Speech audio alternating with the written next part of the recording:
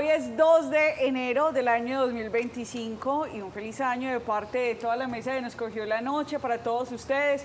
Nos encanta poder iniciar este año con su compañía, que ustedes estén ahí, las personas que están en las redes sociales, YouTube, en Facebook y también aquellos que pues, posteriormente irán viendo también estos cortes a través de Instagram y TikTok. Pues nos encanta estar con ustedes, poder iniciar año. Esperamos pues que esos rituales que terminamos el 31 de diciembre diciéndolos, José, con las buenas tardes y un feliz año para ustedes, los hayan aplicado. José, ¿cómo le fue el 31? Muy bien, María Andrea. Muy bien. Compartí en familia, obviamente, con quienes me quedan, pues obviamente en la familia, pero con muchas expectativas y muchas ilusiones de que este año sea mucho mejor que el 2024, que en lo personal fue bastante duro. Sí, de muchos retos. Y pues nos está acompañando como una promesa también Ani Lubrito, quien estuvo con nosotros el 31 de diciembre. Ani, gracias por estar con nosotros. ¿Cómo le fue a usted con sus rituales? Muy bien. La tarea. Muy bien. A mí me encantan mis rituales. Yo siempre los hago. Bueno, pues el programa de hoy, ya lo habíamos dicho el 31 de diciembre, queríamos también darle un aire diferente y en ese sentido pues hoy vamos a hablar de qué nos espera para este año 2025. José, siempre estamos escribiendo esos propósitos, lo que queremos en la familia, en el empleo, para los hijos. En tu caso, José, yo no tengo hijos, pero sí digo que para el caso de José y demás, entonces pues eso es importante iniciar. ¿Usted qué propósito, por ejemplo, José, se hizo para este año? Mire, generalmente lo hago siempre... independiente de donde esté, sea en mi casa, en la de mis padres, mis suegros o en algún sitio con familia, siempre uno pide salud, mucha salud. ¿Qué rituales se hacen? Tradicionalmente le doy la vuelta a la manzana y me ha funcionado, es cierto, pues con la maleta y demás. Pero en esencia lo que se pide es salud y en la medida de lo posible, hasta donde la divina providencia lo permita, pues terminar el año con los que uno inicia el año. Eso es importante. Cuando uno crece, dijiste algo muy importante, uno pide mucha salud, ya no es tanto lo material. Ani, este año 2025, ¿cómo va a iniciar? Pues hay una gran cantidad de signos para las personas pues que también les gusta obviamente orientarse por esto. Pero ¿qué nos espera en este año 2025? ¿Cómo va a ser en términos generales? Bueno, fíjate bien, este año es un año de muchos cambios. Sí. Vamos a comenzar por decir que los planetas generacionales como Plutón, Neptuno, Urano van a estar cambiando de signos. Entonces, por ejemplo, Plutón el año pasado entró en Acuario, entonces fija una nueva era que es la era de Acuario, que era lo que estamos escuchándonos, lo que hemos escuchado durante mucho tiempo. Fíjate bien, ¿desde cuándo Plutón no entraba en Acuario? Desde el año 1700, cuando hubo la reforma, la Revolución Francesa, la Revolución Industrial, y de allí hubo un cambio en la humanidad. Ani, en esa medida se podrían esperar grandes cambios. Entonces, para la humanidad. Ahorita vienen muchos cambios para la humanidad, porque si nos vamos atrás, la Revolución Industrial, ¿qué tanto miedo había? De que las industrias tomaran justamente el trabajo del humano. Si nos miramos a ver, no se dio así, pero sí hubo una gran industrialización. La Revolución Francesa de igual forma, la mujer sale con un papel diferente y además se implementa un sistema educacional también diferente, o se implementa allí las escuelas como vamos a decir así, una semilla para lo que es el estudio. En esa medida se podría entender, haciendo así como futurología, ¿puede ser el gran impacto de la inteligencia artificial en este 2025? Por supuesto, Acuario tiene mucho que ver con eso que estás hablando, con Internet. Entonces, todo lo que es la inteligencia artificial, que ya viene, ya de una vez ya lo estamos sintiendo, va a ganar muchos espacios, va a ser un aliado a lo mejor en algunos momentos, igual como las cosas que trajo la industrialización, que trajo sus cosas buenas y sus cosas no tan buenas. Pues creo que eso va a estar mucho en boga, igual que las criptomonedas, que tuvo su caída en su momento. Ya ahorita Urano, que hizo que las criptomonedas bajaran, va a pasar a Géminis. Entonces es como que viene otro movimiento y ya todos los estamos sintiendo. Pues viene más en las redes sociales, viene mucho más el cambio incluso de lo que estamos viendo, que es la situación de género, ¿cómo es que es la palabra? La ideología de género, que Plutón también tiene mucho que ver con el sexo.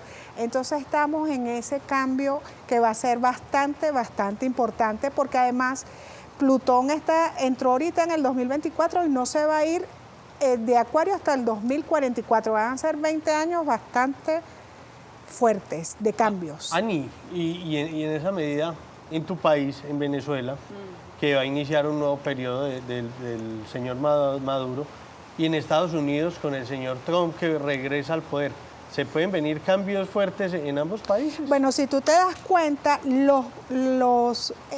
justo los países que han tenido cambios ha sido Argentina con Milei, Estados Unidos también con, ¿cómo se llama él? Con Trump, y Venezuela. Esos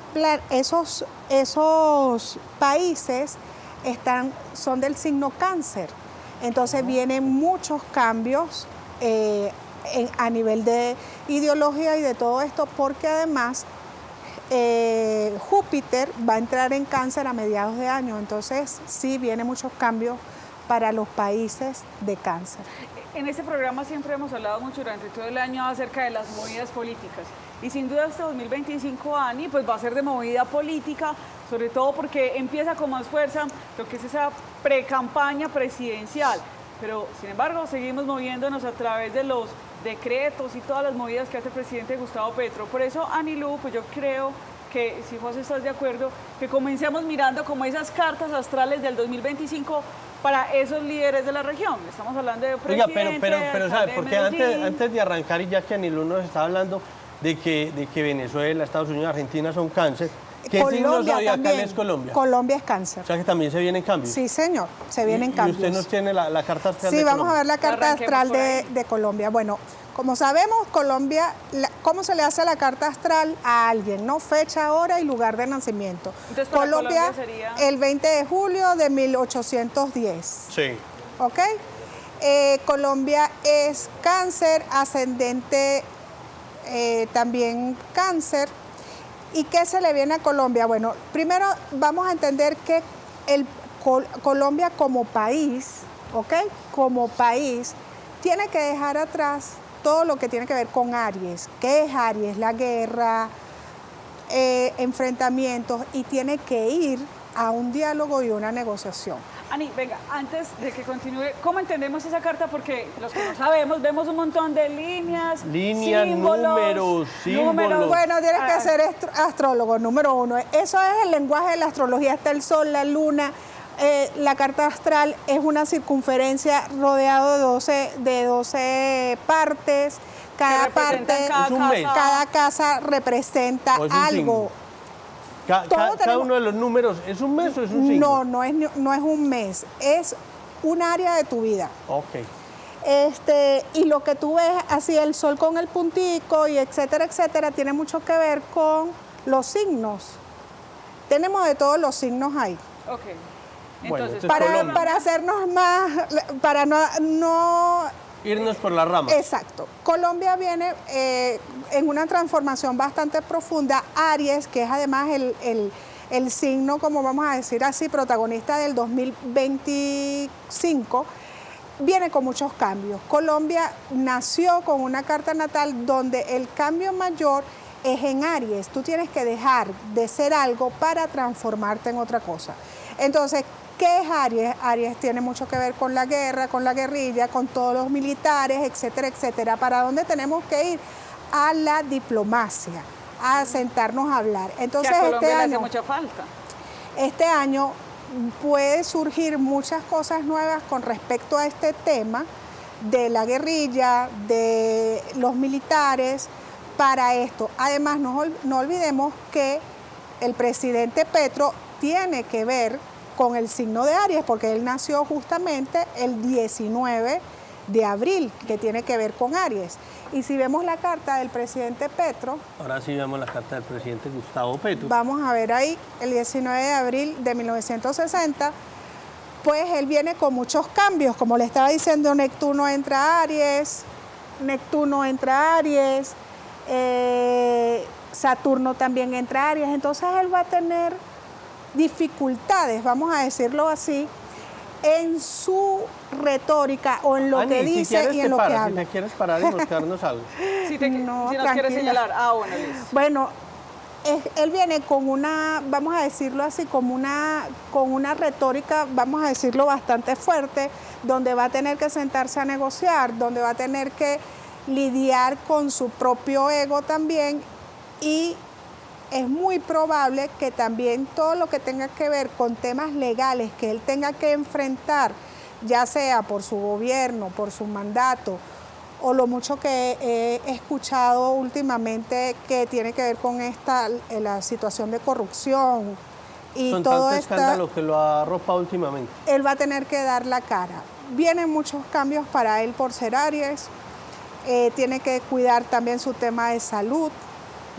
A lo mejor no lo vemos, no podemos ver, por ejemplo, si está resfriado o si tiene algo físicamente, pero sí tiene que estar muy pendiente de su salud. Y va a ser un año muy, muy movido para él, donde creo que la inestabilidad va a reinar mucho en él. Okay. Bueno, eso por parte del país, pero también tenemos otros mandatarios. Miremos, por ejemplo, el alcalde de Medellín, Federico Gutiérrez. Federico Gutiérrez es signo Sagitario. Sí. Y él también viene con una nueva propuesta. Él viene saliendo, como vamos a decir, de un silencio donde él mismo se metió, ¿ok? Y de alguna otra forma, él viene allí como a decir, bueno, ahora yo soy el protagonista, puede de alguna otra forma también verse involucrado en un protagonismo bastante interesante durante este año. Va a ser, frente al año de Gustavo Petro, ¿cuál de las dos cartas astrales es mejor para ti, Ana? Petro va a estar en una, vamos a decirlo así, en arenas movedizas. Él va a tener que saber ser muy inteligente, mucho más, para poderse mover. Porque además Petro tiene una situación, ¿me pueden poner un momentico la carta de Petro? De Gustavo Petro, la anterior, por favor. Vamos a ver la carta de Gustavo Petro. Él tiene una situación a nivel de comunicación. Ahí la vemos. Exacto, mira, su signo comunicacional está en Aries y él tiene que pensar muy bien lo que va a decir y cómo lo va a decir. Y esa es su gran debilidad. ¿Ok? Entonces, este año, como va a haber muchos cambios en Aries y van a tocar su Mercurio y su Venus y todo lo que tiene allí, él va a tener que pensar muy bien antes de hablar, que lo dudo, porque como tiene un Mercurio en Aries, lo primero que se le viene es lo primero que dice. Y él improvisa mucho, en sus discursos es que sobre la carrera los va trabajando. Y esto le va a generar mucha inestabilidad. Como yo le estaba diciendo, porque vienen otros planetas a decirle, mira, ya, vamos a hacer cambios, vamos a enfrentar la situación de manera diferente y también a enfrentar la autoridad de manera diferente. Bueno, otro líder que tengamos ahí, Ani, que podamos mirar esa carta astral para poder entender cómo nos va a ir en línea con Medellín y también pues con la Daniel nación. Quintero era el otro que es Leo. Mira que los tres son de fuego. ¿Y por qué Daniel Quintero? Recordemos que pues está también aspirando a la alcaldía, a la presidencia de la República, porque él ya lo había cantado. Pero adicional a eso también pues se sigue moviendo muchísimo en el tema del distrito de Medellín, hablando mucho de cómo le está yendo a la ciudad. Y a él también lo habíamos analizado, recuerdo muy bien cuando era pues alcalde en ejercicio. ¿Cómo lo ve usted en el año 2025? ¿Cómo lo ve la carta astral? Bueno, fíjate que Daniel Quintero es Leo. ¿Ok? Sí. Y Leo ahorita está pasando por un cambio porque justamente ese Plutón que le estábamos hablando al comienzo del programa está en todo el frente de su sol. Entonces vienen cambios. Él no se debería manejar como se venía manejando hasta ahora. Entender que la gente que supuestamente lo va a elegir, ¿ok? Sí, las personas que lo van a elegir cambió su forma de pensar de él. Y su parte, vamos a decirlo, física, lo que él promueve, lo que él habla, no va de acuerdo con lo que quiere la gente. Entonces sí va a haber un cambio bastante, de hecho se siente de una vez ese Plutón enfrente de su sol donde te dice, bueno, cambias, hay caos, hay crisis a tu alrededor, tiene que haber un cambio. Lo que tú le ofreces no le gusta a la gente lo que estás viendo y escuchando de ti. ¿Qué otro líder tenemos ahí, Ani, para este 2025? Teníamos dos, tres. Sí, eso. Teníamos eso. Ani, bueno, en ese sentido, ya analizamos estos tres, digamos, líderes políticos, pero hagámoslo ya un poco más personalizado. Hablemos de esos signos. Ya nos dijiste que este año 2025 pues, va a estar muy marcado por Aries, por los cambios que vienen, pero hay otros signos. Las personas quieren saber, bueno, cómo les va la recomendación y cómo va a ser el año para cada uno de los signos. Bueno, Tauro, para Aries, Géminis, Cáncer. Para Aries definitivamente vienen muchos cambios, ¿ok? Los nodos están marcados ahí para Aries y para Géminis, para Aries y para Libra, de fuego.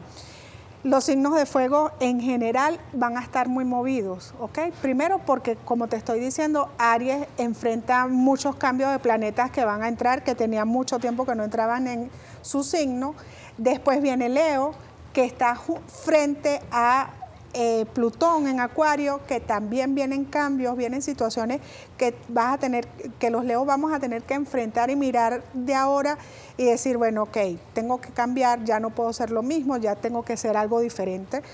Pueden cambiar de pareja, ¿sabes? Pueden estar cambiando en muchos aspectos. Y el otro es Sagitario, que Sagitario va a ser como el más beneficiado de los signos de fuego. Después venimos con los signos de agua, que son Cáncer, Piscis y, Dios mío, se me olvidó, Cáncer, Piscis. Capricornio, Acuario. No, Acuario tampoco, Cáncer, Piscis y Escorpio. ¿Cómo así que Acuario no es un signo de agua? No, Acuario tiene que ver con aire. Entonces, fíjate, el signo de Piscis también viene con muchos cambios. El nodo va a estar en Piscis y en Virgo. Entonces van a ser esos dos signos, van a estar pasando también por transformación y van a estar pasando a lo mejor por muchas dificultades para poder crecer. El otro sería Cáncer, que va a ser beneficiado porque Júpiter a mediados de año va a estarlos, como te digo yo, los va a estar visitando y va a estar genial, van a crecer a nivel profesional, a nivel amorosos, van a conseguir nueva pareja, etcétera. Y el otro es Escorpio, que Escorpio es un signo muy fuerte, que Plutón, que es el que lo rige, está en Acuario y también vienen cambios y transformaciones para él. Pero en los signos de agua en sí también van a estar muy movidos a nivel emocional.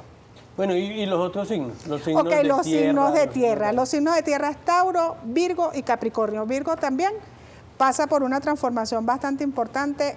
Estos 18 meses para Virgo van a tener que cambiar de trabajo, reinventarse, hacer muchas otras cosas para poder surgir.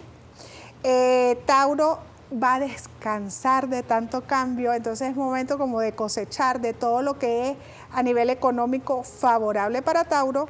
Y para Capricornio, Capricornio también va a descansar porque Plutón sale de su signo y entonces viene como con más cosechas, más cosas a nivel económico.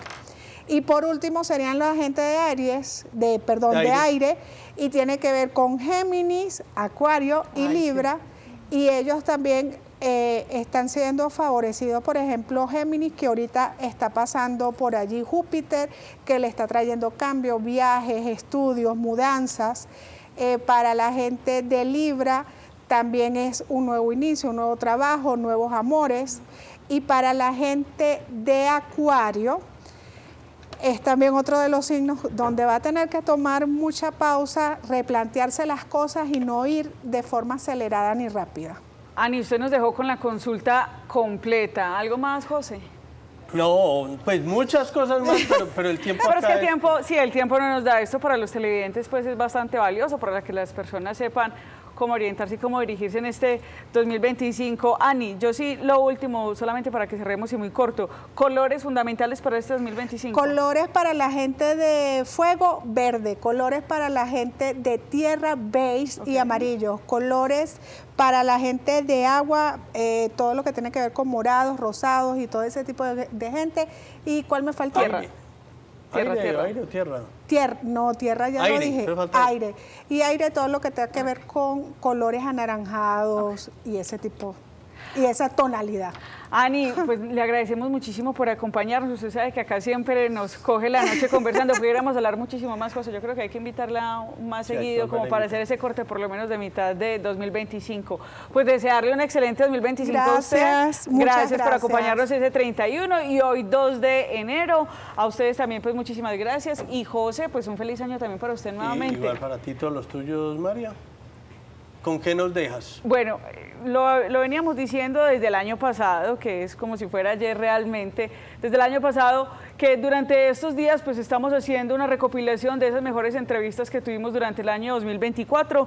Pues dentro de un momento quiero que nos acompañen para que veamos por favor una entrevista. Esta sí la grabamos hace poco con la secretaria de Educación del municipio de Envigado, la señora Yasmín González, pero también vamos a recordar una entrevista muy importante que tuvimos acerca de la Ley 100. Nuevamente, el tema de la salud, porque adicional es algo que el presidente Gustavo Petro dijo, José, pues que no iba a parar y que nuevamente va a radicar este proyecto de reforma de la salud. Muchísimas gracias, vamos a hacer un corte comercial, pero no se muevan que ya vamos a regresar con la otra parte del programa.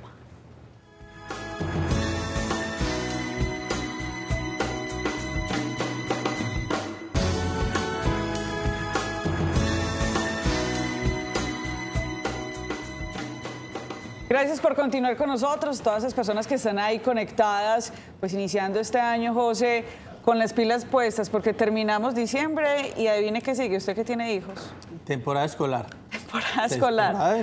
Empatamos la una con la otra y por eso nos está acompañando el día de hoy la Secretaria de Educación del municipio de Envigado, secretaria Yasmín González. ¿Cómo está? Feliz año y bienvenida. Muchísimas gracias.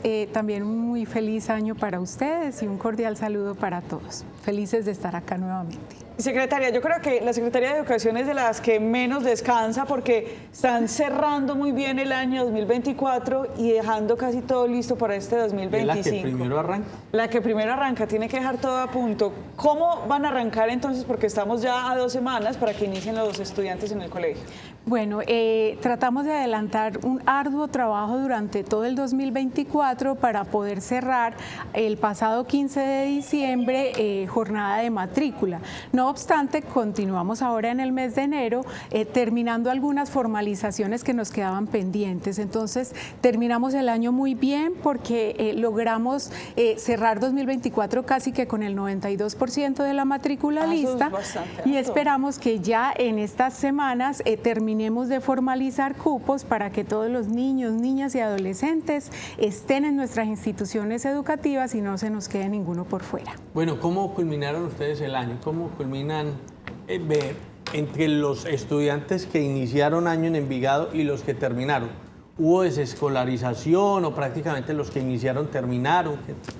Bueno, Envigado es un municipio que tiene cobertura prácticamente total y el movimiento que nosotros tenemos de niños en ocasiones es porque se van para el extranjero más que todo. Nuestras tasas de deserción son muy bajas, no obstante el proceso de matrícula es un proceso continuo que tiene entradas y salidas, pero hemos tenido estabilización prácticamente en lo que fue 2024 en comparación con 2023, teniendo en cuenta que a nivel país y a nivel internacional se reduce mucho el número de estudiantes en aulas. Secretaria, ¿cuántas instituciones educativas tiene el municipio de Envigado? ¿Cómo está esa oferta? Y hablemos también de esa educación inicial.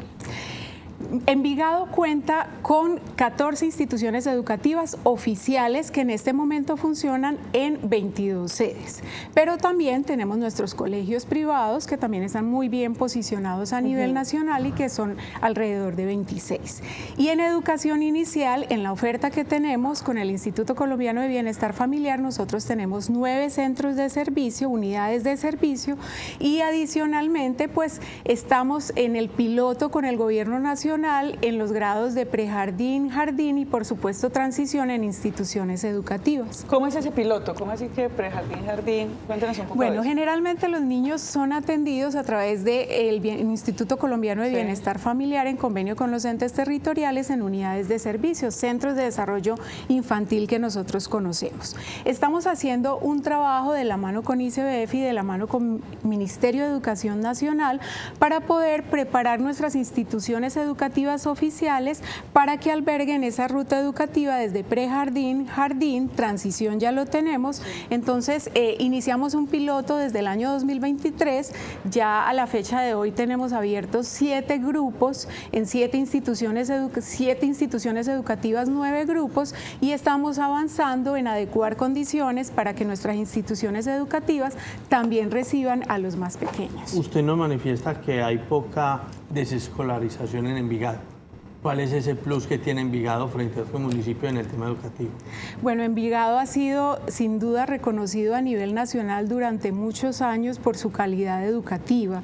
Envigado es un municipio que en su trayectoria se ha dedicado mucho al tema social. En términos educativos, nosotros empezamos con jornadas complementarias antes de que se hablara de jornada única a nivel nacional. Nosotros ya teníamos programas en arte, en deporte, en tecnología, en fortalecimiento de segunda lengua para complementar la jornada. Hoy estamos hablando del concepto de tiempo escolar y Envigado, por ejemplo, tiene alrededor del 96% de sus instituciones educativas con jornada única. Estoy hablando de las instituciones educativas oficiales. Además de garantizar que los chicos pueden acceder a sus programas de educación inicial, de educación regular y continuar en su tránsito, nosotros también tenemos importantes estrategias de permanencia. Estrategias que teníamos mucho antes de que en el gobierno nacional se hablara, por ejemplo, de gratuidad. Nuestros chicos no pagaban. Tenemos kits escolares para todos los niños, desde educación inicial hasta la media. ¿Y qué les dan en esos kits? En esos kits ellos tienen, dependiendo de la edad, se prepara un kit para cada uno. Entonces tienen colores, crayolas, tienen blocks, tienen escuadras, tienen témperas para los más chiquitos, tienen cuadernos. En educación inicial suministramos los uniformes para los niños. Nuestros niños de la zona rural tienen garantizado su transporte escolar. Tenemos programa de alimentación escolar preparado en sitio. Entonces nos hemos enfocado mucho en que ellos tengan todas las condiciones que necesitan, no solo para su rendimiento académico, sino también para el relacionamiento y la preparación para vivir en sociedad. Secretaria, yo quiero que profundicemos en eso del tema de la alimentación, porque siempre queremos obtener unos excelentes resultados, pero para eso tenemos que garantizar que los niños y los jóvenes pues realmente estén bien alimentados. ¿Cómo coordinan ustedes para que ese contrato con las empresas de alimentación pues vaya casi que a la par iniciando con la temporada escolar? Bueno, esa es una pregunta muy importante porque a partir de este gobierno de nuestro alcalde Raúl Eduardo Cardona González hemos puesto una lupa en garantizar un mejoramiento del programa de alimentación escolar. Y desde el modelo que veníamos manejando hace algunos años, nosotros en este mismo año empezamos a preparar toda la logística para que desde la primera semana estemos en alistamiento garantizando que ellos van a recibir ese complemento nutricional y que una vez ya tengamos estabilizada la matrícula, tenemos preparación en sitio de la alimentación escolar de nuestros niños. Yo tengo una pregunta curiosa que me llamó la atención porque usted decía, bueno, tenemos 22 sedes, 14 instituciones educativas públicas y 26 colegios privados. ¿Cómo es eso? O sea, me sorprende muchísimo. Sí, pues Envigado es un territorio que se caracteriza por ser receptor de niños, ¿cierto? Nosotros garantizamos la cobertura para nuestros niños, pero tenemos niños de muchos municipios. Medellín, Sabaneta, Itagüí, del Oriente, tenemos niños que llegan a nuestras instituciones educativas buscando precisamente esas condiciones de prestación de servicio educativo que favorecen más a las familias y por supuesto a los niños. Desde la Secretaría de Educación de Envigado trabajamos para fortalecer, por supuesto, las instituciones educativas oficiales, pero trabajamos muy de la mano también con los rectores de los colegios privados, para que juntos realmente hagamos sinergia y trabajemos en equipo para fortalecer esas oportunidades de vida para nuestros jóvenes y sus familias. Además de todo eso que le entregan a los niños, a los infantes, el tema de la calidad es muy importante en Envigado, de la calidad en el tema educativo. Sí, es muy importante. Envigado se ha preocupado mucho por fortalecer todo ese componente de formación de sus docentes. Entonces tenemos un equipo docente muy cualificado, una planta de cargos estable, fortalecida, con personas de mucha trayectoria. Obviamente nos preocupamos porque ellos tengan acceso a los programas de formación complementarios complementaria, pero también posgradual. Entonces nos preocupamos por sus especializaciones, sus maestrías, sus doctorados. Adicional a eso, pues hemos venido haciendo inversiones en infraestructura para garantizar la prestación del servicio en condiciones óptimas, y nos preocupamos mucho porque los jóvenes tengan ese complemento que necesitan tanto los docentes como los jóvenes en el fortalecimiento de segunda lengua. Nuestros chicos de primaria, muchas instituciones educativas tienen además docente de inglés, docente de educación física, porque generalmente en las primarias pues es un solo docente para todo. Desde la Secretaría de Educación acompañamos estrategias para que se fortalezcan todas las trayectorias educativas. Secretaria, para ir finalizando, usted nos decía ahora que ya llevan un gran porcentaje de matrículas concretas. De pronto algún papá, alguna mamá nos está viendo y no ha terminado ese proceso de matrícula. ¿Cómo se hace? ¿De dónde se tiene que acercar? Bueno, es muy importante porque continúa abierto nuestro portal matrícula.envigado.edu.co, y desde allí deben formalizar el proceso de inscripción, y desde esa inscripción, pues el primer aspecto que tenemos en cuenta es la georreferenciación, cuál es la institución que le queda más cercana, y también los cupos que tengamos disponibles. Y si llegasen a tener alguna duda, nosotros estamos permanentemente en la Secretaría de Educación también asesorando. Importante recordar que ya retoman la atención a los usuarios de todo el personal administrativo y docente desde el 13 de enero, entonces tanto en la Secretaría como en las instituciones educativas estamos esperando que todos los niños, niñas y jóvenes vengan y se matriculen, tanto para las instituciones educativas como para los centros de desarrollo infantil y el hogar infantil que tenemos en Envigado. Ese concepto a veces de matrícula permanente está, es decir, llega un niño por allá en febrero, de todas maneras no puede quedar desescolarizado. Todo el tiempo nuestra dirección de cobertura educativa tiene personal disponible para acompañar, para asesorar, que trabaja de la mano con los rectores y secretarias y secretarios académicos de las instituciones educativas. Secretaria Yasmín González, pues le deseo un excelente año 2025, porque usted está arrancando con muchísimo trabajo durante estas, yo creo que 3 primeras semanas de enero, para dejar todo a punto, para recibir a los profesores, recibir a los niños, a los adolescentes. Pues muchísimos éxitos para este año y gracias por estar en Nos Cogió la Noche. Muchísimas gracias. Este es un trabajo de todos. Vamos de la mano, Estado, familia, comunidades educativas, a todos los padres, madres, acudientes. Los estamos esperando, preparándonos para que todas las condiciones para sus hijos sean las mejores. Gracias, secretaria. Vamos a continuar nosotros con la segunda parte del programa.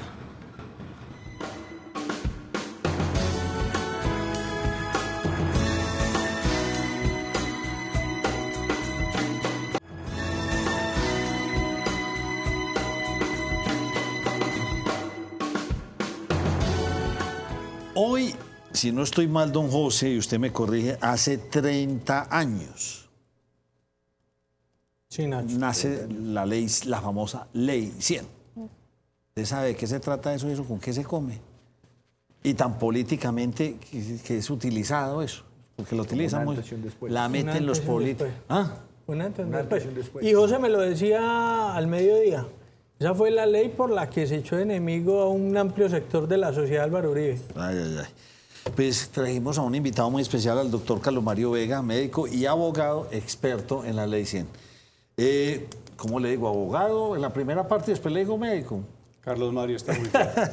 Doctor Carlos Mario, ¿cómo me le ha ido? Bienvenido a la primera mesa de opinión de Antioquia. Muy bien, Nacho. Muchísimas gracias por su invitación. Gracias a todos los compañeros de la mesa y a los televidentes. Bienvenidos. ¿Qué había en este país antes de la Ley 100? Hace 30 años, de ahí para atrás, ¿qué había? La Ley 100 fue la que organizó nuestro sistema de seguridad social integral. Y el sistema de seguridad social integral comprende 4 cosas, básicamente. El Sistema General de Pensiones, el Sistema General de Seguridad Social en Salud, el Sistema General de Riesgos Laborales y los servicios sociales complementarios. Antes de la Ley 100, lo que existía era esos mismos sistemas, pero desarticulados y en unas condiciones sumamente precarias y con muy poco desarrollo. Entonces, a mí me tocó ejercer varios años bajo el imperio de esa norma anterior, porque yo me gradué en enero del año 88, medicina. Entonces, desde ahí hasta El año 94 me tocó ejercer bajo el sistema de salud anterior, conocer todas sus debilidades, todas sus fortalezas y los desastres que sucedieron, que no fueron pocos, para aquella época.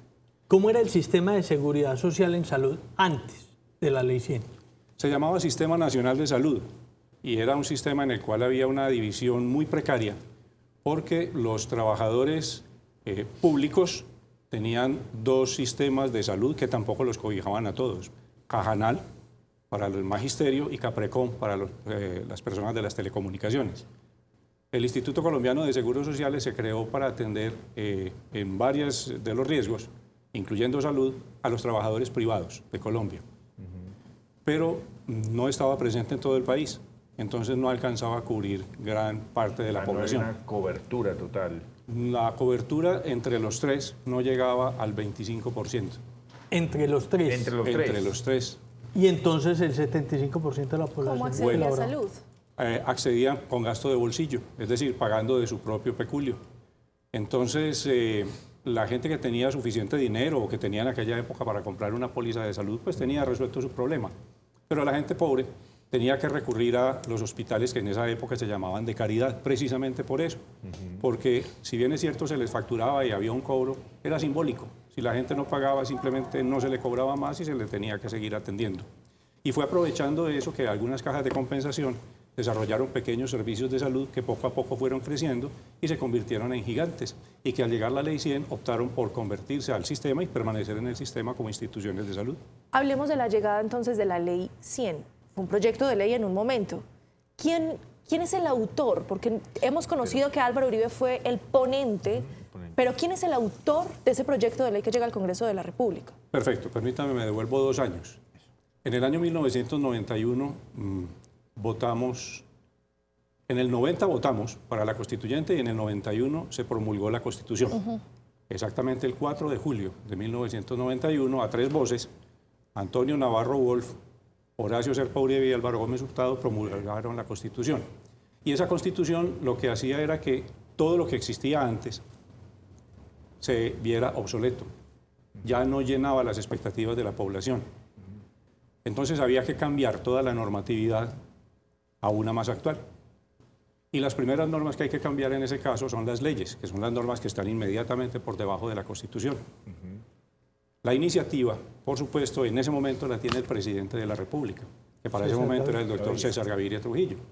Entonces encomendó a 2 de sus alfiles, a los más connotados en este punto socioeconómico, el doctor Juan Luis Londoño de la Cuesta y el doctor Luis Fernando Ramírez Acuña, ambos paisas. El doctor Juan Luis ya nos dejó, el doctor Juan Luis era el ministro de Salud y el doctor Luis Fernando era el ministro del Trabajo. Y ellos fueron quienes confeccionaron el cuerpo del proyecto de ley. En esa época no teníamos computadores, no había internet, era muy precario todo el sistema de consultas, entonces a ellos les tocó vía correo, el correo escrito tradicional, viajes, etc. El doctor Juan Luis había hecho ya unos pinitos internacionales, tenía contactos y formó la Ley 100 en la parte de salud y de riesgos laborales. En esa época se llamaba riesgos profesionales. Y el doctor Luis Fernando Ramírez, por supuesto, cada uno con su equipo de trabajo, conformó la modificación en lo que era pensiones. De esa manera, entonces, cuando estaba el cuerpo del proyecto armado, lo entregaron a su jefe natural, el doctor César Gaviria, quien se encarga de llevarlo al Congreso, y cuando una iniciativa legislativa viene de la presidencia, entra por el Senado. Entonces llegó a la Comisión Séptima del Senado, y allí tienen un sistema de reparto de esos proyectos por sorteo. Y en sorteo le tocó al doctor Álvaro Uribe. Y desde ese momento se piensa que el doctor Uribe fue el autor de la ley, pero él fue el ponente, es decir, el que les contó a todos los demás cómo era el asunto.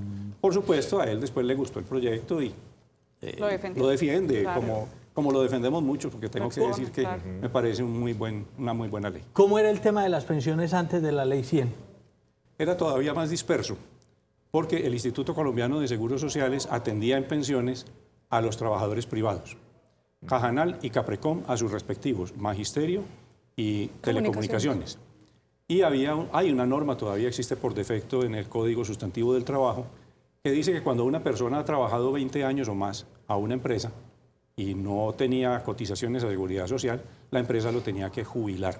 Y aquí vemos otra diferencia entre la expresión, la jubilación, pensión de jubilación o pensión de vejez. La pensión de jubilación es la que concede una empresa. Hoy en día, como la cobertura es casi universal, es raro. Se viene a presentar, digamos, en los casos en los que el patrono no le cotiza al trabajador a la seguridad social. Entonces, como una sanción, le tocará a él asumir la pensión en caso de que se materialice el riesgo. Entonces, en aquella época era muy dividida, supremamente fraccionada. Muchos municipios tenían su propio sistema pensional con sus empleados y por eso se habla coloquialmente de que había más de 1000 regímenes pensionales en Colombia, que fue lo que la ley quiso corregir, reunirlo en uno solo. ¿Y qué pasaba si el empleador manifestaba que no tenía forma de pensionar al empleado de 20 años? Tenía el empleado que acudir entonces a la jurisdicción laboral, demandarlo y esperar que resultaba en el juicio. Pero era muy probable que si el empleador se declaraba insolvente, pues iba a quedar en mera expectativa. ¿Y cómo funcionaba el sistema de riesgos antes de...? Ese también estaba dividido. Cajanal y Caprecom tenían para sus públicos sus propios regímenes. Y el Seguro Social, que para el momento hacía las tres cosas, pensiones, salud y riesgos profesionales, como se llamaba en la época, el Seguro Social hacía toda la atención en riesgos profesionales para trabajadores privados. Pero igual la cobertura... Cuando no iba al Seguro Social. Disculpe. Por eso las filas tan largas cuando no iba al Seguro Social, con todo lo que tenían por atender. Exactamente. ¿Qué tanto subió la cobertura en pensiones de antes de la Ley 100 a después de la Ley 100? Se triplicó. Básicamente se triplicó porque aquí se hicieron dos cosas. Primero, se eliminan ese montón de microregímenes bajo un régimen general. Quedan unos exceptuados y esos se van a mantener. Presidencia de la República, Fuerzas Armadas, eso se mantiene. Pero los que estamos en el sistema general, por obligación, todos los empleadores están llamados a vincular a sus personas, a todo su personal, al sistema general de pensiones. Lo que antes no era obligación pasó a ser una obligación. O era una obligación de papel, pero no se cumplía por las condiciones tan precarias. Entró la ley a hacerlo cumplir. Hoy es mucho más efectiva. Y ahora lo otro, los que trabajamos, digamos, en un formato independiente, también con la obligación de cotizar y de pagar su salud y su riesgo profesional. Así es. Y la otra gran cosa que hizo la ley con pensiones es que adoptó el régimen que traía el Seguro Social con unas modificaciones y lo llamó régimen de prima media con prestación definida, es el que hoy existe. Pero trajo una figura que no existía en Colombia y que es importada casi calcada de Chile, que es la del régimen de ahorro individual con solidaridad o fondos privados. De tal forma que hoy es el trabajador o el independiente quien tiene la opción de decidir a cuál de los dos regímenes se inscribe, evaluando las ventajas de uno o de otro. Todos tenemos muchas preguntas. Usted nos habla de 4 ítems como para salir del principio. Pero hay uno que yo no entiendo muy bien, el de servicios sociales. ¿Qué es ese de servicios sociales que había antes y que hay ahora? No servicios sociales complementarios es digamos, el más oscuro, el que menos se ha manejado, y se refiere a una de las ayudas, una de las muchas ayudas que hay para los ancianos indigentes. Es el público target, único y exclusivamente para él. Entonces, a los ancianos, normalmente quien debe velar por un anciano es el mismo anciano. Pero si no pudo, porque no alcanzó a cotizar, no tiene familia, por cualquier razón, el siguiente llamado a velar por él es su cónyuge, compañero o compañera permanente, incluyendo parejas del mismo sexo e incluyendo poliamorosos, que ya nuestra Corte Suprema de Justicia los incluyó. Sí. Si no puede o no existe, entonces los hijos. Si no puede o no existe, entonces los padres. Si no puede o no existe, entonces los hermanos. Entonces hay una escala de quién debe responder por el anciano. De tal forma que al llegar al último escalón, al último escaño, si no hay quien responda por él, le toca al Estado. El Estado en forma de municipio. Y por eso es por lo que todos los municipios tienen sus centros de bienestar del anciano o asilos, como los llamábamos antes. Entonces, servicios sociales complementarios es una ayuda más que viene de parte del gobierno nacional, aparte de las que ya pueden existir. La Ley 100 arranca. ¿Esto de qué requirió, digamos, a nivel logístico, político, o han pasado 30 años y todavía no está bien asimilada? Pues más adelante hablaremos de las críticas que tiene en la actualidad, pero ¿cómo fue esa transición y requería de qué? De mucho personal, de mucha gente, mucha nómina. Y déjeme cuñar, bien implementada, lo que se plasmó, ¿se está implementando como es en el país? Perfecto, entonces otra vez tenemos que separar los cuatro. Servicios sociales complementarios, marcha. Hay un montón de ayudas para ancianos indigentes, incluyendo eso. Sí. Pensiones, yo creo que marcha, con sus dificultades, pero marcha. Y el empalme fue muy suave, porque como ya venía el esquema del Seguro Social y absorbió Cajanal y Caprecom, en esa absorción digamos que hubo algunas dificultades de entroncar los sistemas de comunicaciones, pero digamos que son problemas menores. Y al entrar el régimen privado, que no va a hacer una competencia feroz con el público, sino que simplemente lo complementa para que el público sea quien escoja. Entonces, digamos que Pensiones tuvo un tránsito relativamente pacífico. Por supuesto, tiene problemas. Por supuesto, deben prestársele atención a ciertos detalles y modificarlos. Sistema General de Riesgos Laborales, el que tenía el Seguro Social para el momento, en el año 93, estaba muy bien estructurado. Entonces, se le hicieron algunos ajustes y se dejó como Sistema General, se amplió. El que más problemas ha dado es el Sistema General de Seguridad Social en Salud, porque es el que no existía un antecedente lo suficientemente fuerte como si venía en pensiones o en riesgos profesionales, y entonces significó un cambio de la noche al día. O sea, eso fue casi que arrancar desde cero en ese formato. Sí, exacto. Yo diría que desde No tenía bases negativos. sólidas. Yo diría que desde negativos, porque ya venía un montón de población que acababa de adquirir un montón de derechos en la Constitución, pero con un montón de enfermedades, con un montón de carencias, que en general la inmensa mayoría no son de salud. Y aquí permítame aclarar que muchos de los problemas que tiene nuestra población de salud se reflejan en salud, pero no son de salud. El problema de la desnutrición, el problema de la higiene, el problema de la falta de servicios públicos domiciliarios, que nos toca a nosotros recibir en salud ya en la última instancia cuando la persona manifiesta su daño. Y entonces ahí es donde se hace muy costoso. Porque si esos problemas, si tuviéramos suficientes y buenas carreteras, alimentación, educación. Mire, Nacho, estamos en este momento en Colombia con un promedio de educación de 9.3 años por habitante. Por supuesto, aquí en la mesa somos unos privilegiados por haber llegado a una universidad, pero 9.3 años es nada. Nos deja en un nivel muy difícil para que la misma población asuma sus obligaciones en salud y no se enferme, que sería lo deseable. Que la gente haga la suficiente prevención y tenga como los suficientes cuidados para que no llegue a estar enfermo.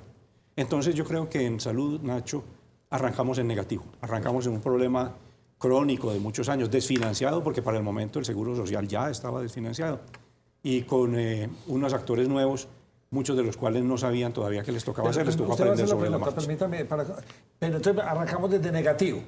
Pero nos tocó importar el conocimiento, nos tocó traer todo desde Chile, o teníamos personal médico o que conociera el sector de la salud lo suficiente para de negativo irlo poniendo poco a poco en positivo.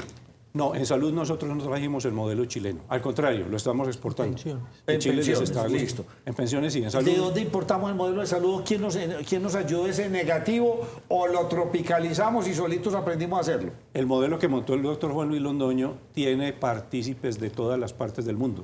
Tiene pedacitos traídos de Israel, tiene pedacitos traídos de Bolivia, tiene pedacitos... Tal vez del país que menos trajo fue de los Estados Unidos, porque es considerado uno de los sistemas más malos de salud como sistema. Sí, a pesar de que tiene muy buena tecnología, sí, es supremamente costoso. Entonces, no, nuestro sistema es nuevo, tiene algunos parecidos con otros, pero ninguno como nosotros. O sea, es original. Sí, es original. Lo que nos ha posicionado inclusive en la OCDE, en el último informe que vi de la OCDE, nos posiciona dentro de uno de los mejores. Ojo con lo que está diciendo, que ahorita hablamos María Andrea. O sea, que se María Andrea, por favor. José, por favor. José, por favor. José, por favor. Doctor Carlos Mario, vamos al tema de los hospitales públicos, que digamos son esa primera entidad a la que uno acude como usuario o usuaria en su pueblo para que lo atiendan. ¿Cómo era antes entonces de esta ley 100? Y tengo entendido que luego es que se descentralizan y digamos que amarrados a la Constitución fue como también esa primera forma de descentralizar algunas entidades, que ahí es cuando se empiezan a llamar ESES, Empresa Social del Estado. Bueno, realmente lo que hubo fue un cambio en la manera de descentralizarse, pero ya estaban descentralizados. Le pongo el ejemplo de Antioquia porque fue el que yo conocí. Sí. Yo terminé en diciembre del año 87 medicina, me gradué en enero del 88 y en marzo estaba viajando a hacer mi año rural, que era obligatorio, al municipio de Chigorodó. En ese momento Antioquia estaba dividido en 10 regiones. En cada región había una ciudad grande, prototipo. Qué sé yo, por decirles algo, Puerto Berrío en el Magdalena Medio, Caucasia en el Bajo Cauca, Apartado en Urabá. Allí estaba el hospital más grande del momento, dotado de manera mediana, a veces con especialistas, a veces sin especialistas, pero era lo más grande que había en la región. Entonces se le denominaba hospital regional. En los municipios vecinos grandes se llamaban hospitales subregionales. ¿Quién les pagaba? Estaba dividido porque el hospital tenía que generar algunos ingresos y el propio municipio le ayudaba, pero el departamento, que entonces se llamaba Dirección Seccional de Salud de Antioquia, nos pagaba a los médicos, a algunos de los médicos. Entonces era una nómina dividida, partida. Doctor, ¿quedó? ¿Quedó resuelta? Sí. Bueno, Discúlpeme un segundo. Lo que hizo la Ley 100 es que acabó con eso de la regionalización y subregionalización. Los convirtió a todos en ese.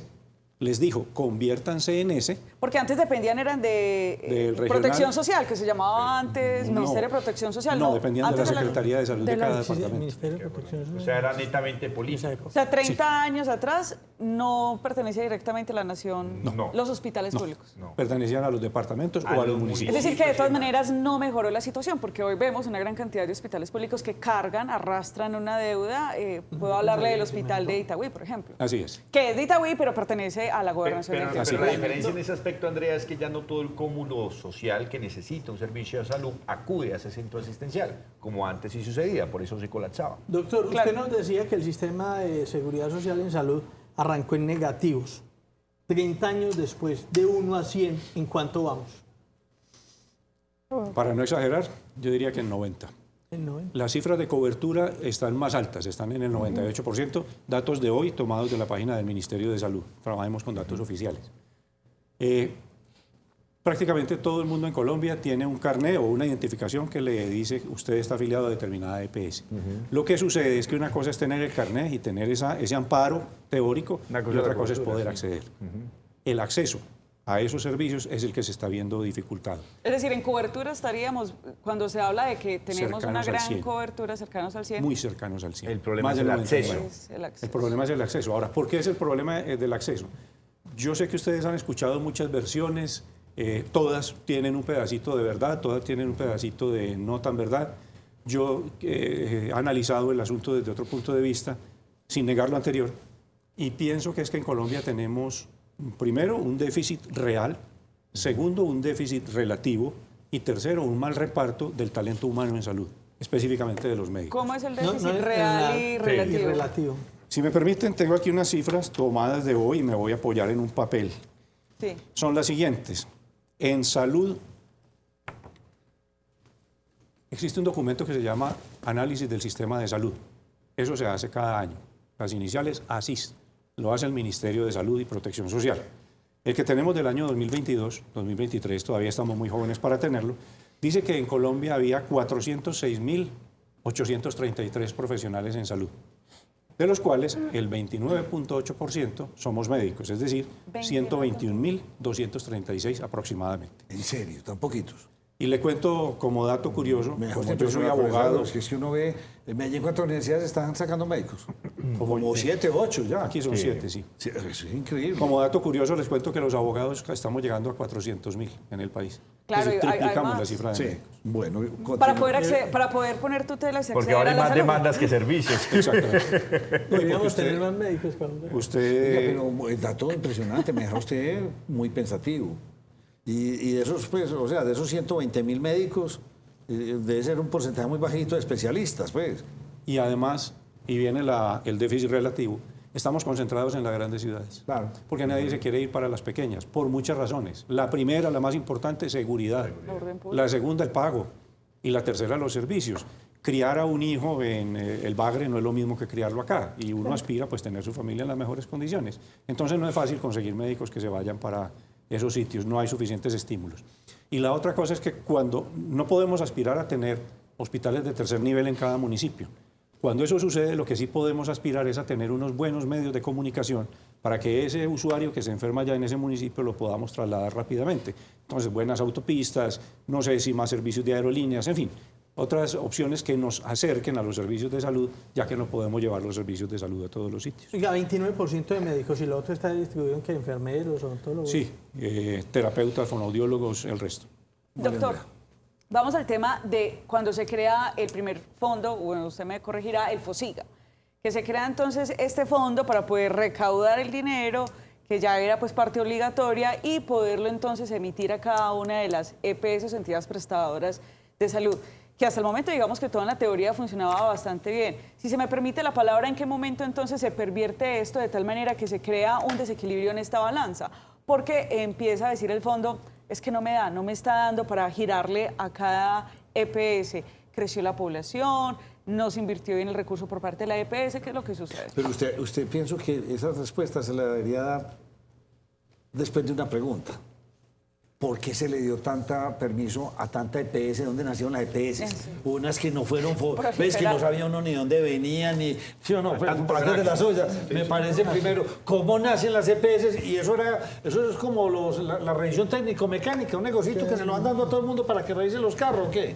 Perfecto, es que en la década del 90 había muchas EPS concentradas en las ciudades, pero muy poquitas que quisieran estar en los campos.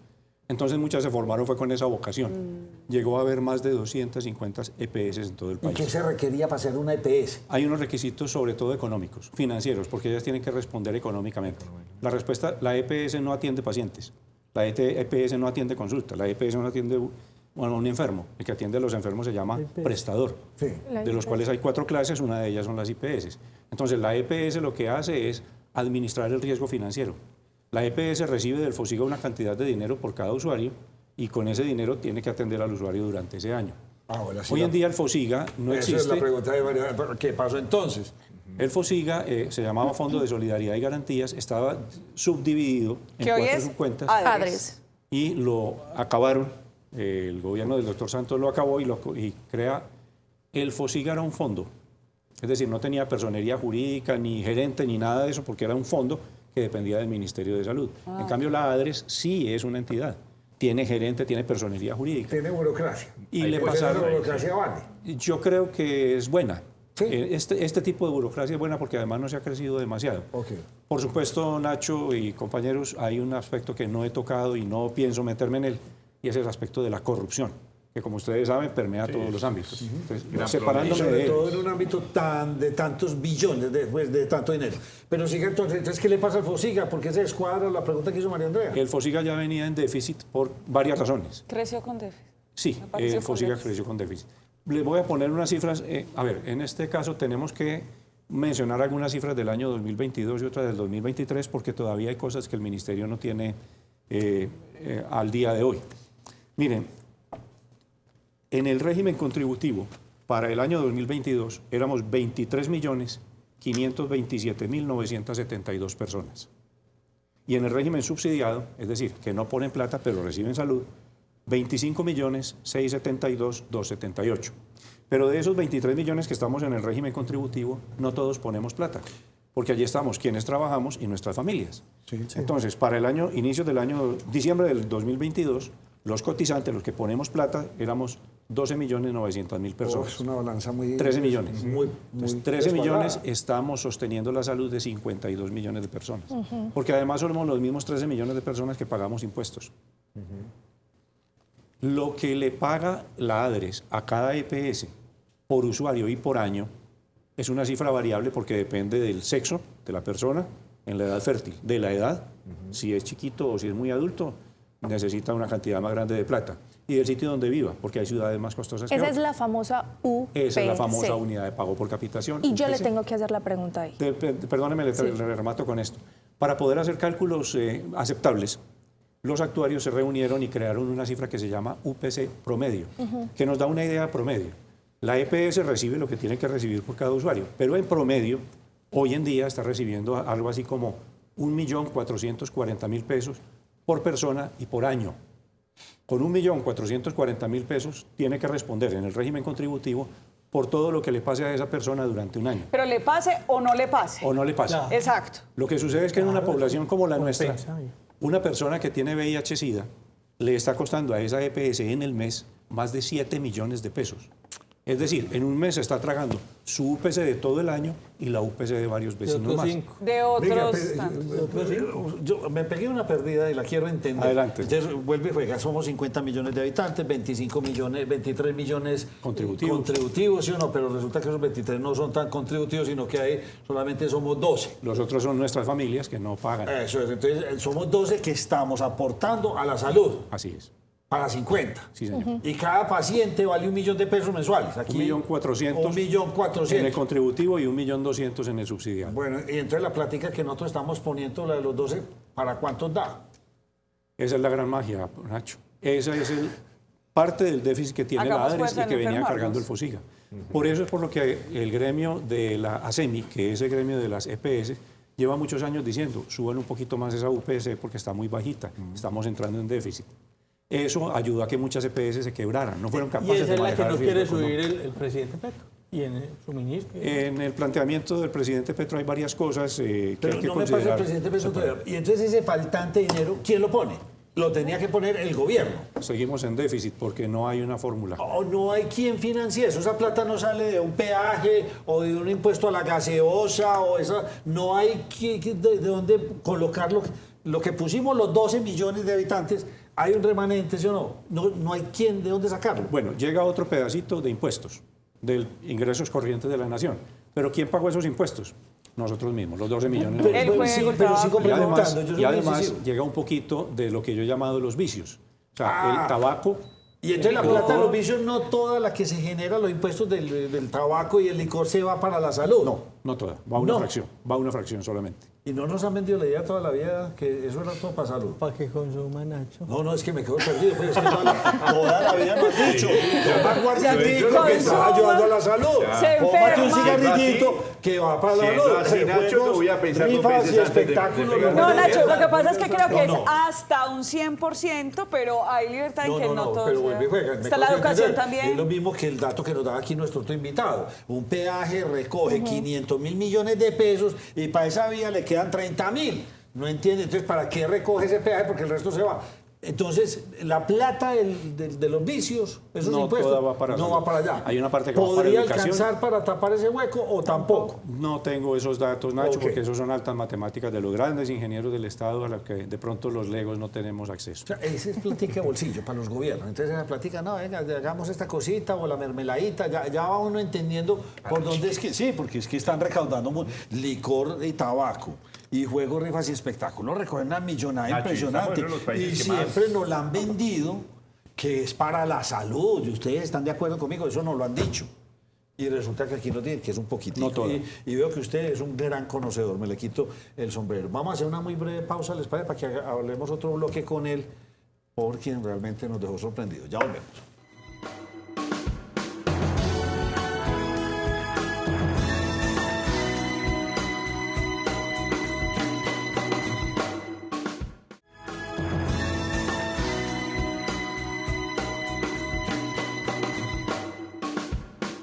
Bueno, don José tiene una pregunta bastante interesante que todos la han vivido. Sí, Nacho, en realidad era una pregunta que nos estaba resolviendo el doctor en comerciales. ¿Por qué hoy por hoy hay que poner tantas acciones de tutela para las prestaciones de servicio de salud? ¿Y qué pasaba antes del cambio de la Constitución, que no existía la figura de la acción de tutela? Perfecto, empecemos con el antes. Antes de la Constitución del 91, si la persona tenía derecho al seguro social, tenía que llegar hasta donde estaba el seguro social. Es decir, el seguro social no ponía ese transporte. A mí me tocó hacer el año rural en Urabá, me quedé luego allí y estuve casi 5 años entre el año 88 y finales del año 92, ejerciendo bajo el sistema anterior, y nos tocaba con mucha frecuencia ver a la gente pobre que no tenía posibilidad de acceso simplemente morirse. No había más remedio. Claro, no pertenecían al Seguro Social, llegan a las puertas del Seguro Social y no los atienden. En el seguro, es que allá no había seguro no había. social en Ah, no principio. había. Y Claro. cuando había, Grandes se abrió un ciudades. pequeño servicio solamente de consulta externa y la persona tenía que recurrir al hospital. Pero en el hospital de apartado para aquella época, los especialistas que habían eran los siguientes: un anestesiólogo, 2 ginecólogos y 2 cirujanos, nada más. Posteriormente llegó un ortopedista. Estamos hablando del año 88, 89, 90, O sea, no había 35 computadores. Exactamente. Entonces, con mucha frecuencia, la persona llegaba y no tenía dinero, pues había que o mandarla para la casa o dejarla allí hasta que la naturaleza resolviera el asunto. El que trabajaba para el sector bananero, los bananeros tenían muy buenas prestaciones, porque en las convenciones colectivas que se habían firmado con los bananeros, se había logrado que al trabajador y a su familia se le diera cobertura al 100%, inclusive con transporte a Medellín y tratamiento por especialistas en Medellín. Entonces, para ellos la cosa no era tan dolorosa. Y no solamente para el trabajador, sino para el trabajador y su familia. Y su familia. Entonces era insostenible Así este es. modelo, pero no estaríamos exportando banano porque sería improbable. Así es, y a tarifas particulares. Ajá. Cuando llegó el Seguro Social, entonces todos los trabajadores bananeros se inscriben al Seguro Social y digamos que para el empleador bananero hay un descanso bastante grande en este asunto. Entonces, como no existía la acción de tutela, no había posibilidad de quejarse. Además, porque la Constitución anterior, que era la de 1886, era una Constitución muy estatista. no era garantista del ciudadano, sino que era garantista de las instituciones. Para los que tenemos un poquito más de edad aquí, nos acordamos cómo lo podían a uno detener sin siquiera decirle por qué lo estaban deteniendo, cosa que es impensable hoy. La Constitución del 91 lo que cambia es que convierte a la salud en un derecho. En principio fue de segunda generación, hoy en día es fundamental, pero al convertirla en derecho le posibilita a la persona reclamar por ese derecho. Y con la acción de tutela lo que se hace es que si el sistema de salud no le cumple, a través de un juez conseguimos la orden para que le cumpla. Hay una cifra interesante que también está tomada de la página oficial del Ministerio y de la Corte Constitucional, tomada desde la mañana de hoy, y le quiero contar para que vean la magnitud del asunto. ¿Esos son los datos que usted dice que más sorprender? Sí. Adelante. El año en el que menos se han registrado atenciones en salud en el país fue el año 2010. Casi 59 millones de atenciones en salud. 59 millones. El que menos. Y el año que más atenciones se han registrado fue el año 2019, con 155 millones de atenciones en salud. Es decir, más de 400.000 atenciones al día en salud. En todo el país, obviamente. Las acciones de tutela, informe del año 2022, Corte Constitucional, en el año 2022 hubo 633.463 acciones de tutela, de las cuales en salud el 24.7%, es decir, 160.000 aproximadamente en un año, que son muchas. Por pero supuesto, muy son poquitas muchas. para semejantes cifras. Pero mire, 160.000 acciones de tutela en medio de 155 millones de atenciones no alcanza a ser ni el 1%. Mire, algún médico me dijo un día que la salud en Colombia es demasiado paternalista o tenía su gran pecado. Esos datos que usted da de esas visitas al año son gigantescos, pero es que es el que se emparrandó un domingo y fue el lunes, porque estoy en Guayabao. Sí, entonces para que me incapaciten. Y me decía este señor, vemos casos de esos, pero no son ni 2 ni 3, son más de la cuenta. O sea, va el enfermo.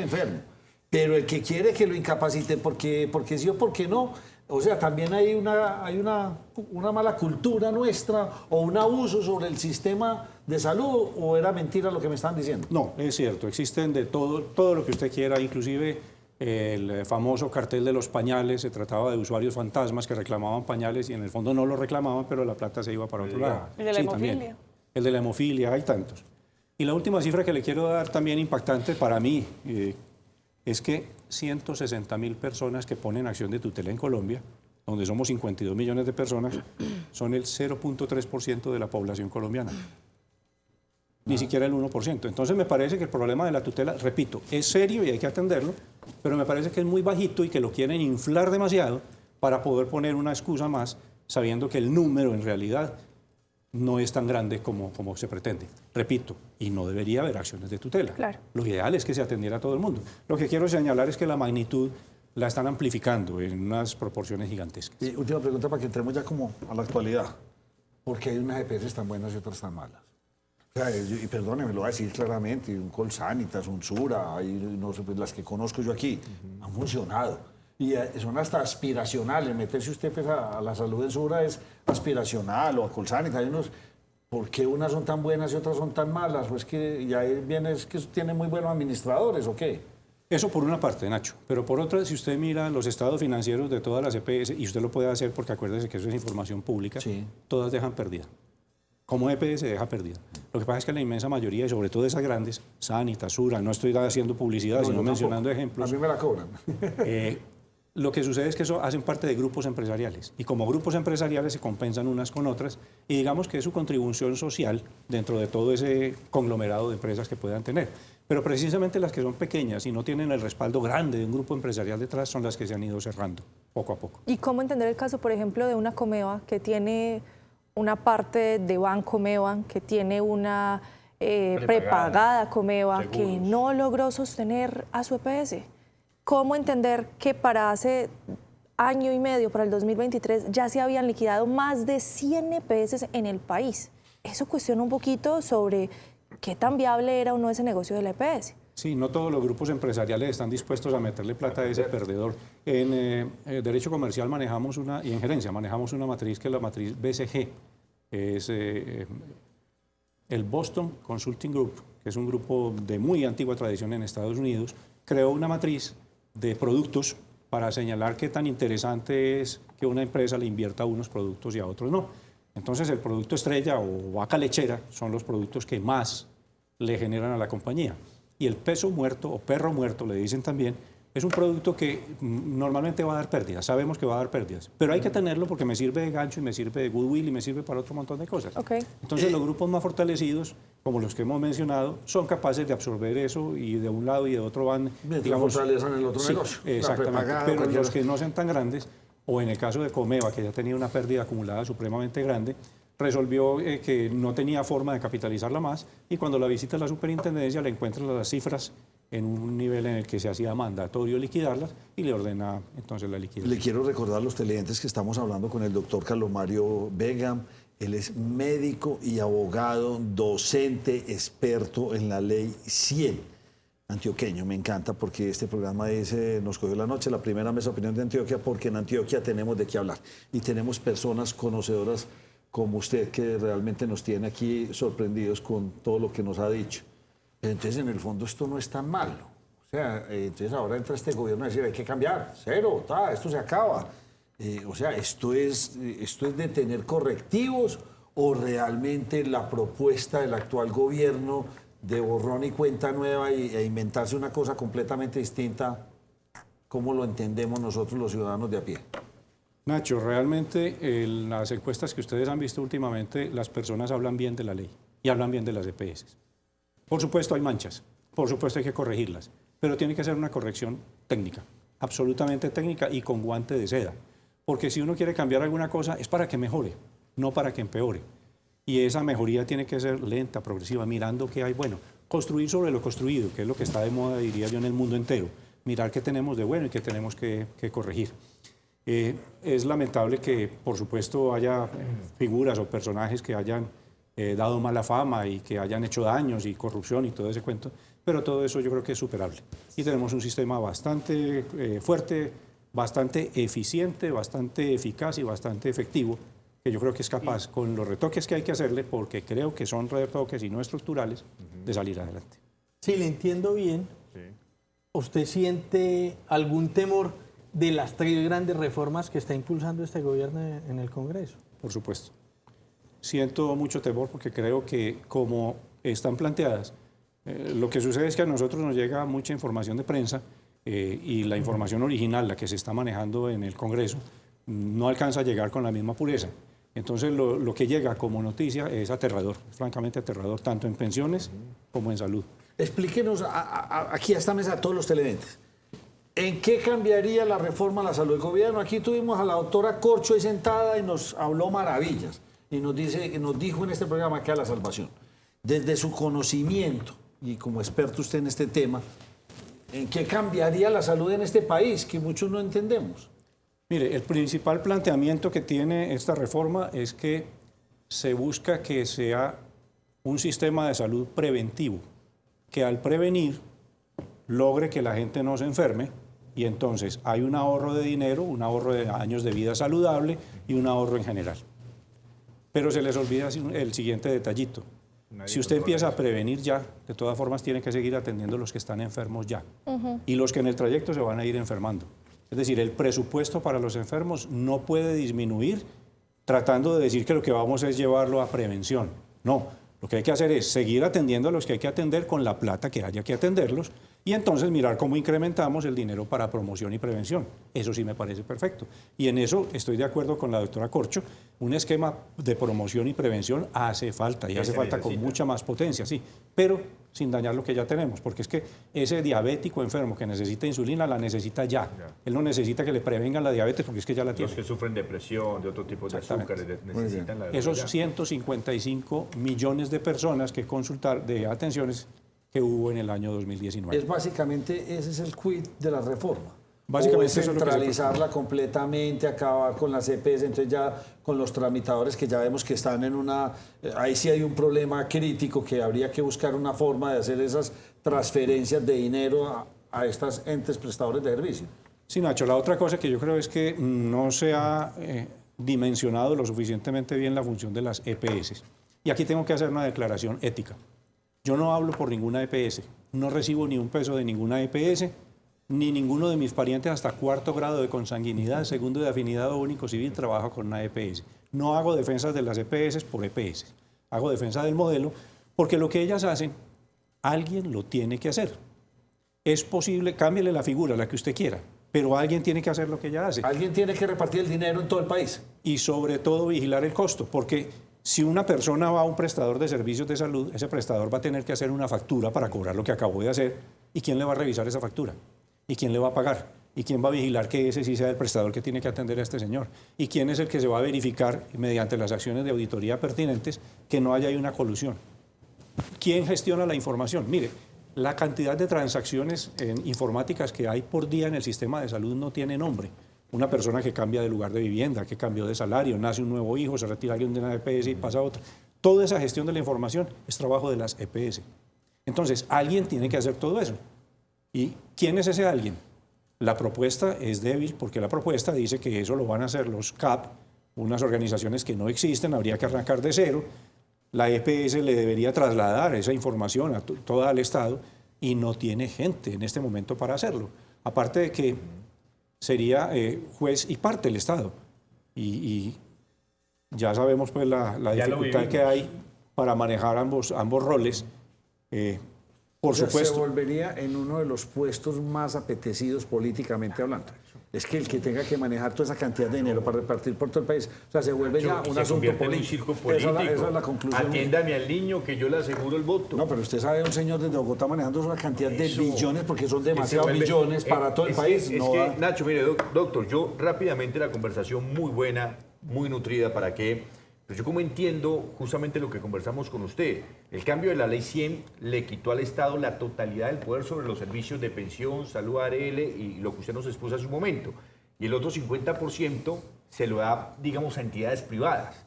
Esas entidades privadas son las que hacen ese cambio, esa transformación, para que no todo dependa única y exclusivamente de decisiones políticas.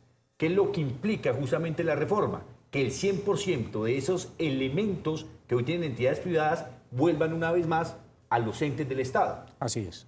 Es un resumen perfecto. Bueno, don José, felicitaciones. Es como cantar un gol. Pero ahí está la teoría. Usted entendió y lo felicitamos. Se fue ya para su casa. Imagínese. Pero mire, al televidente la pregunta es... Pero mira, ahí está si la teoría, sino que no a los funciona así. políticos o a las entidades privadas. Existe el lobby. Pero a mí me gusta la posición de María Andrea. Ahí está la teoría. Pero María Andrea Claro, porque existe el lobby, porque José lo explicó muy bien. Ese otro 50% para que no se metan y realmente se respete. Sin embargo, existe el lobby político y se pervierte ese sistema privado. Y por eso es que muchas... Sí está pervertido. Muchas dicen... Hay de todo. Andrea, o sea, también hay pero corrupción. es que mire ese detalle, qué pena le bato ahí, qué pena con el invitado, pero es que es ese 50% privado que impide que se la roben toda. Es el 50% privado que impide que se la lleven toda. Ya pasó con el Seguro Social. Y usted lo dice, eso se permeó por tema político, por negocio político. Eso no es de derecha ni izquierda, es un tema político. Claro, los de derecha, los de izquierda, los de centro, por abajo, por arriba. La corrupción es algo innato de Latinoamérica. Sí, está en nosotros, está en nosotros. Ahora, si usted le quita ese 50% a los que tienen los ojos de la legalidad puesta, porque es que si usted le pone una acción de tutela a una empresa privada, la empresa privada te tiene que responder. Si usted le pone una acción de tutela al alcalde que tiene el chanchullo por debajo de la mesa, no te va a responder. Y eso es lo que se Pero el doctor iba a responder. Qué pena, sí, doctor. Sí, dentro de esta centralización hay que considerar que no todo quedaría en manos del Ministerio de Salud, sino que hay una gran parte que quedaría en manos de cada alcalde. 1.100 alcaldes manejando los recursos que hoy manejan 30 EPS. Imagínese usted lo que podría suceder. No se pierde. Ese es el temor. Usted habló ahorita de cifras muy interesantes, de toda esa cantidad de citas médicas. Ahí no metimos inclusive cuánto le está costando al sistema los productos farmacéuticos o las drogas. Eso vale también un infierno de dinero. Que no lo contamos ahí. O sea, no solamente el servicio profesional de un médico o profesional.